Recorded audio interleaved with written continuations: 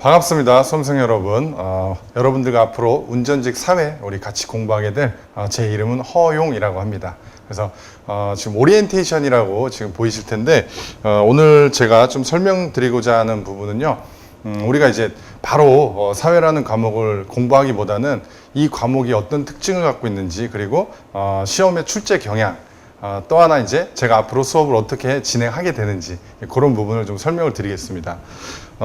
지금 사회는요, 크게 이제 세 가지를 좀 살펴보셔야 되는데, 우리가 이제 사회라고 할 때는, 세 과목으로 구성이 됩니다. 첫 번째는 법과 정치라는 요런 이제 과목이 들어갑니다. 법과 정치.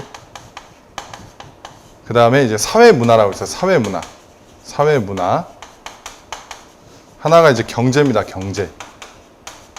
그래서 이렇게 크게 이제 세 가지를 공부한다라고 보시면 되는데, 법과 정치는요, 예전에는 이제 이게 다 고등학교 과정에서 다뤄지는 과목이긴 한데 법과 사회하고 정치가 따로 분리되어 있었습니다. 교과목 자체가. 그런데 이제 법과 정치라고 이렇게 하나로 합쳐진 거고요. 그래서 여기는 우리가 이제 말 그대로 법하고 정치를 공부하게 되는 거예요.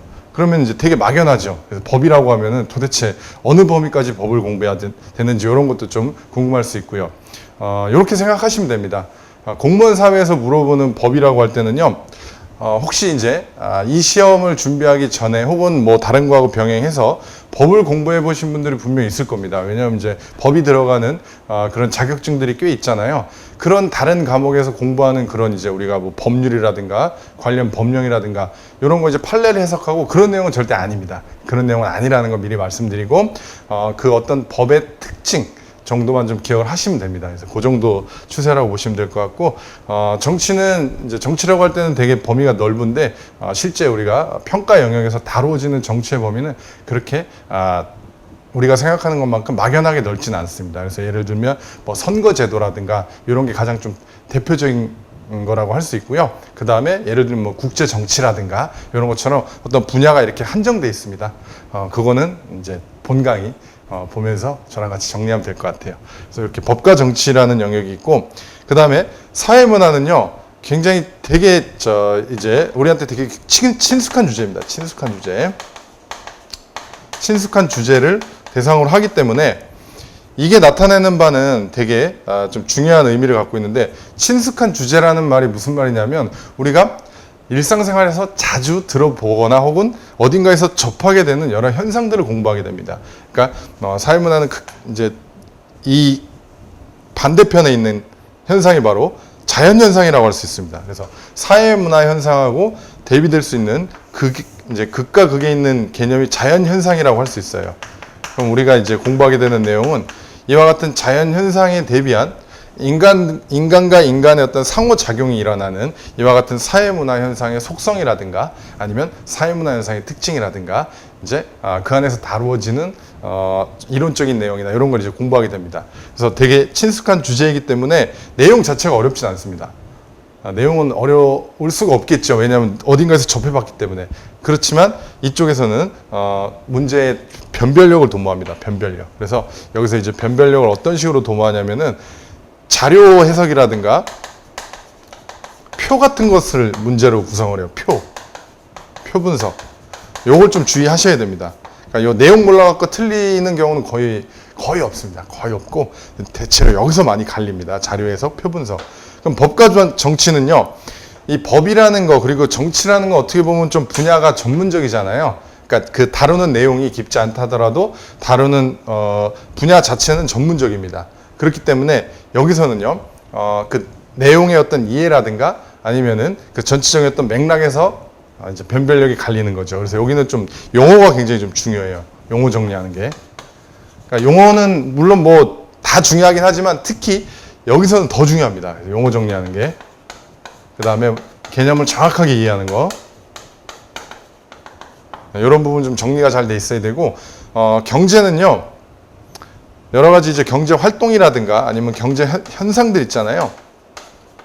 경제 현상, 경제 활동. 그러니까 가게가 소비를 하고 기업이 이제 생산을 하고 이윤을 추구하고 이런 활동들, 그 다음에 정부가 세금을 부과하고 이런 경제 활동들이 있잖아요. 그 안에서 나타나는 어떤 단편 용어는 거의 시험장 안 나옵니다. 거의.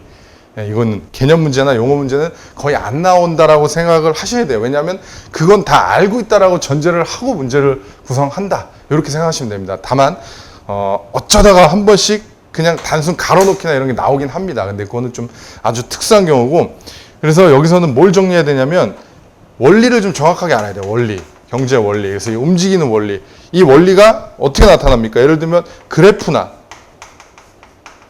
아니면은 어떤 공식 같은 것들을 대입해 갖고 이 원리를 도출해 낼 수 있는지, 이런 것에서 이제 문제의 변별력을 도모한다라고 보시면 돼요. 그래서 이렇게 법과 정치, 사회문화, 경제, 이런 좀 특징을 갖고 문제가 출제되고 있구나. 그리고 내가 여기에 맞춰서 대비를 해야 되는구나. 이 정도 좀 보시면 될 것 같습니다. 자, 그렇게 하시고 우리 교재를 보시면은요, 전체적인 내용 정리가 돼 있고요.